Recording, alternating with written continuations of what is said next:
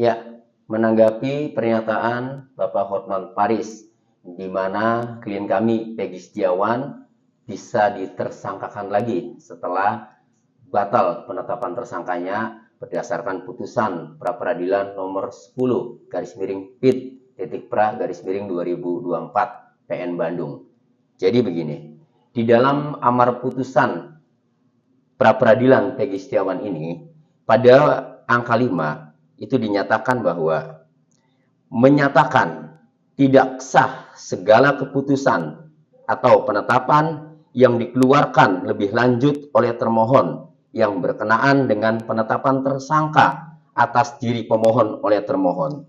Nah, jadi berdasarkan amar putusan nomor 5 yang menyatakan tidak sah segala keputusan atau penetapan yang dikeluarkan lebih lanjut oleh termohon yang berkenaan dengan penetapan tersangka atas diri pemohon, itu berarti ini sudah terkunci.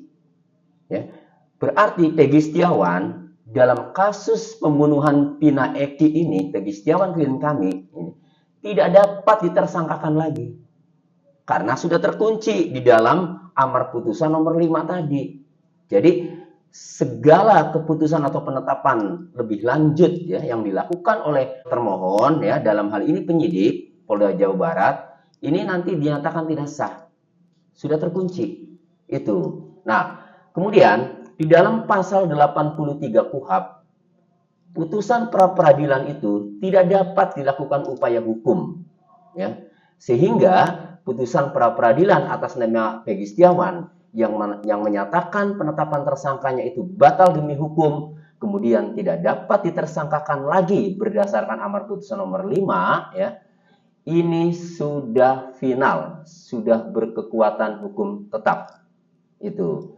Jadi, kalau ada pendapat-pendapat ya yang mengatakan bahwa Peggy Setiawan bisa mungkin ditersangkakan lagi karena kemarin yang diputus adalah persyaratan formil ya yang tidak ditempuh atau hanya baru formilnya saja belum masuk ke pokok perkara. Betul, memang pra-peradilan itu memeriksa terkait dengan formil bagaimana penetapan tersangka.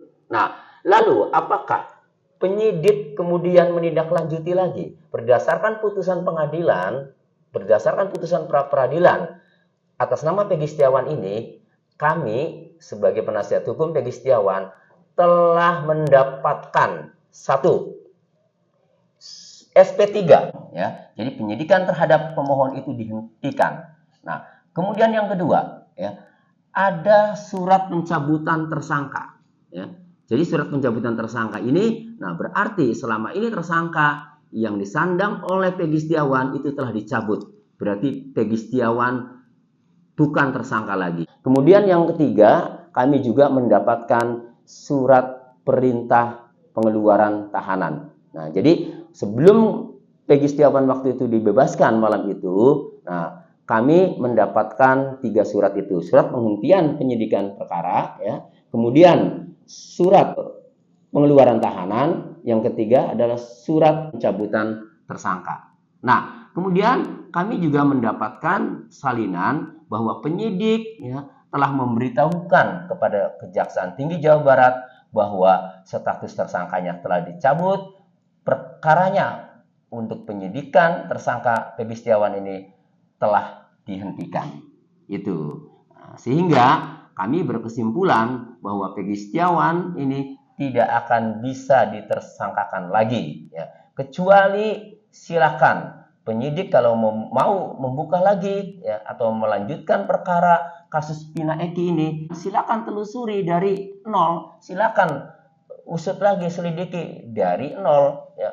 Karena banyak sekali kejanggalan-kejanggalan pada putusan Pengadilan Negeri Cirebon atas nama 8 terpidana itu, diantaranya adalah 6 handphone yang tertuang sebagai barang bukti dalam amar putusan atas nama 8 terpidana itu belum pernah dibuka. Isi percakapan, riwayat percakapan atau media sosialnya di 8 handphone itu tidak pernah dibuka. Kemudian ada lagi CCTV.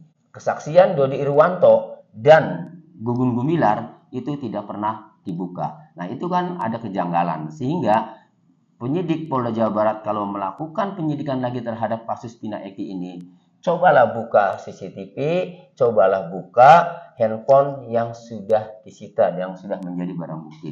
Itu.